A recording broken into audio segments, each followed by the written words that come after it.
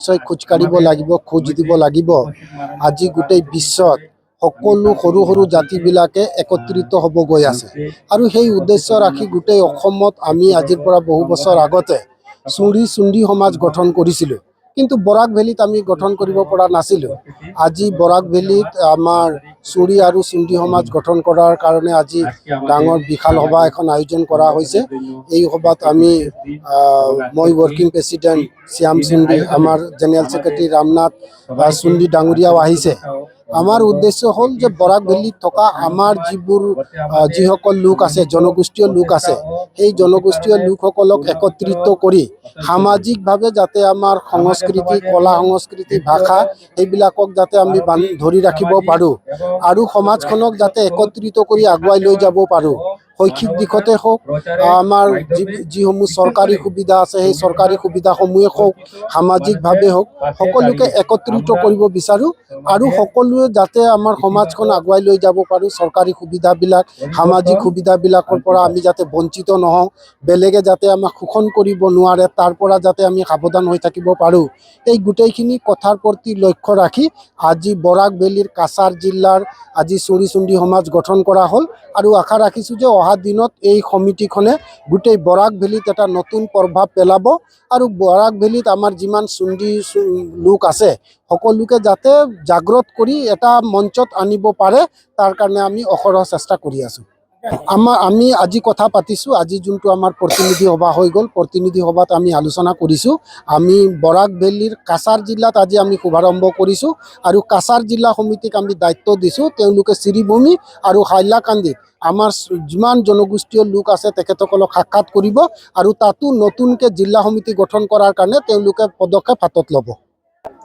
আজি চাওক, সময়ৰ আহ্বান, সময়ৰ গতিত বিশ্বৰ সকলো জাতি জনগোষ্ঠীৰ মানুহ একত্ৰিত হৈ তেওঁলোকে এখোজ আগুৱাই গৈছে আৰু চাহ জনগোষ্ঠী সমাজৰ সৰু বৰ প্ৰায় 108টা জাতি আছে।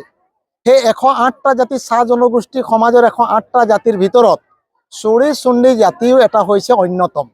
আৰু এই চুৰি চুন্দি জাতি, চাহ জনগোষ্ঠীৰ জাতি সমাজৰ আমি কমিটি, আমি যোৰহাট, ডিব্ৰুগড়, শিৱসাগৰ, চৰাইদেউ, ওদালগুৰি, শোণিতপুৰ, গোলাঘাট এনেধৰণে আমি কমিটি গঠন কৰি সমাজৰ বিভিন্ন কামবিলাক আমি জাতিটো আগুৱাই নিবৰ কাৰণে আমি কাম কাজ কৰি আছোঁ।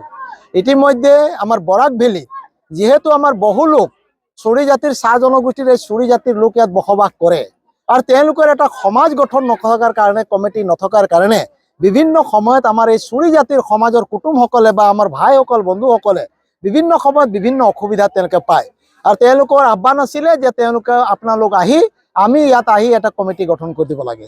আমাৰ উদ্দেশ্য, আজি বৰাকত আহিলোঁ, কাছাৰ জিলা সমিতি গঠন কৰিছোঁ, এটাই উদ্দেশ্য যে অসমৰ বৃহত্তৰ চাহ জনগোষ্ঠীৰ সমাজখনৰ যেনেধৰণে এক শক্তিশালী সমাজ, চুৰি সমাজো এই সমাজটোক আৰু এখোজ শক্তিশালী, চাহ জনগোষ্ঠীৰ সমাজটোক শক্তিশালী কৰিবৰ কাৰণে বৰাক ভেলীত আমি চুৰি চুন্দি সমাজ গঠন কৰিছোঁ। উদ্দেশ্য এটাই যে অসমৰ যি এনাজৰী, এই অসমীয়া জাতিৰ যি এনাজৰী শক্তি, এটা চাহ জনগোষ্ঠী আমি তাত অৱদান, আমাৰ চাহ জনগোষ্ঠীৰ অৱদান আছে।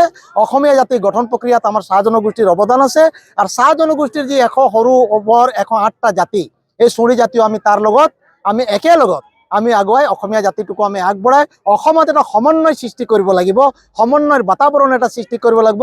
সমাজখনৰ শান্তি, বিভিন্ন বাধা বিঘিনি, যি ধৰ্মৰ নামত, যি জাতিৰ নামত, সাম্প্ৰদায়িক যি ভেদাভেদ, সেইখিনি সকলোৱে আমি দূৰ কৰি এটা অসমীয়া সমাজ যাতে শান্তি আৰু অসমীয়া জাতি যাতে এখোজ আৰু আগুৱাই যাব পাৰে, তাৰ কাৰণে আমি চেষ্টা কৰিছোঁ। লগে লগে বৰাক ভেলীত যাতে চুৰি জাতিৰ নামত অন্য জাতিৰ লোক যাতে জাতিৰ নামত প্ৰমাণ পত্ৰ লৈ আমাৰ চাহ জনগোষ্ঠীৰ যিবিলাক কোটা আছে, সেই কোটাবিলাক যাতে বেলেগ জাতিৰ মানুহে, বেলেগ সম্প্ৰদায়ৰ মানুহে যাতে কাঢ়ি নিব নোৱাৰে, তাৰ কাৰণে চুৰি জাতিৰ আজি যিটো ষ্ট্ৰংলি শক্তিশালী কমিটি আমি গঠন কৰিছোঁ, তেওঁলোকে দৃষ্টি ৰাখিব আৰু জাতিটোক তেওঁলোকে এখোজ আগবঢ়াই যাব। এয়ে আমাৰ আজি গঠন কৰাৰ উদ্দেশ্য আছিল। চৰকাৰৰ ওচৰত আমি জাতি হিচাপে আমাৰ দাবী নাই, আমি চাহ জনগোষ্ঠী হিচাপে আমাৰ দাবী আছে। দীৰ্ঘদিনীয়া আমাৰ চাহ জনগোষ্ঠীৰ দাবী আছে যে অসমত বসবাস কৰা চাহ জনগোষ্ঠীৰ লোকসকলক জনজাতিকৰণ, ST শিডিউল ট্ৰাইবছ শিডিউল ট্ৰাইবছৰ মৰ্যাদা দিব লাগে, অসমত বাস কৰা চাহ জনগোষ্ঠীৰ লোকসকলক ভূমিৰ অধিকাৰ, ভূমিৰ পট্টা দিব লাগে, অসমৰ চাহ বাগানত কাম কৰা শ্ৰমিকসকলক 351 টকাৰ পৰা 551 টকা হাজিৰা বৃদ্ধি কৰিব লাগে, যিহেতু এতিয়া 250 টকা আৰু বৰাক ভেলীত আছিলে 205 টকা।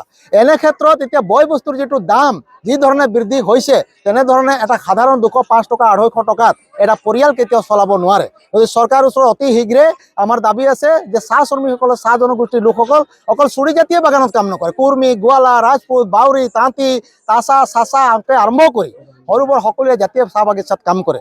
গতিকে আমি আহ্বান জনাম চৰকাৰক আজি এই মঞ্চৰ যোগেদি যে চৰকাৰে এই চাহ জনগোষ্ঠীৰ দাবীসমূহ অতি শীঘ্ৰে তেওঁলোকে সমাধান যদি নকৰে, এইটো মই আজি নকওঁ, কিন্তু চৰকাৰেও কিন্তু ইয়াৰ পৰা তেওঁলোকেও যে কিবা বিপদৰ সন্মুখীন হ'ব এইটো কিন্তু নিশ্চিত আছে। সেই কথাটো আপোনালোকক জনালো।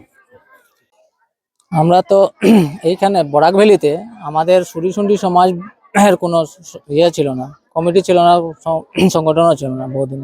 এটা খালি আপার আছে না। তো আমরা প্রচেষ্টায় এই যে এইখানে বরাক ভ্যালিতে আমরা এই কমিটিটা গঠন করতে আজকে ইয়ে হয়েছি, সাকসেস হয়েছি।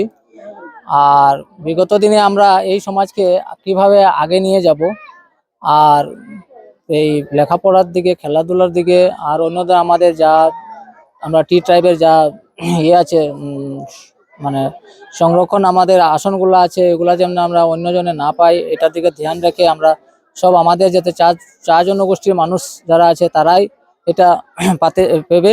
কেন এই মধ্যে এডিআরি এক্সামের মধ্যে আমরা দেখলাম যে 6 জন না 7 জন অন্য ইয়ের যা আমাদের চা সম্প্রদায়ের নাম নিয়ে ওরা সার্টিফিকেট নিয়ে ওরা চাকরিতে ইয়ে করেছিল, তো যোগ দিতে গেছিলো। তাকে আমাদের ইয়ে চা সম্মেলনী ইয়ে যাচ্ছে কমিটি, ওরা এটাকে অবজেকশন করার পরে যারা এটা এখন মানে যারা আমাদের মানে ইয়েতে থাকবে, চা জনগোষ্ঠীর ইয়ে থাকবে, তার এখান থেকে স্বীকৃতি পাওয়া, তো জাতিগত শিক্ষিত সার্টিফিকেট আছে যে সুরি সমাজের থাকে, আমি সার্টিফাই করে দেবো যে আমার সুরি সমাজের মানুষ। তো ওইভাবে যারা এরকম মধ্যে ধরা পড়েছে, আমরা চাই যে এইগুলা বিগত দিনে না হয়, আর আমরা কিভাবে সুন্দর করে এই সমাজটাকে, আমাদের সুরি সমাজকে বরাক ভ্যালিতে আরো আগে নিয়ে যেতে পারি, এতটুকু বলে ধন্যবাদ।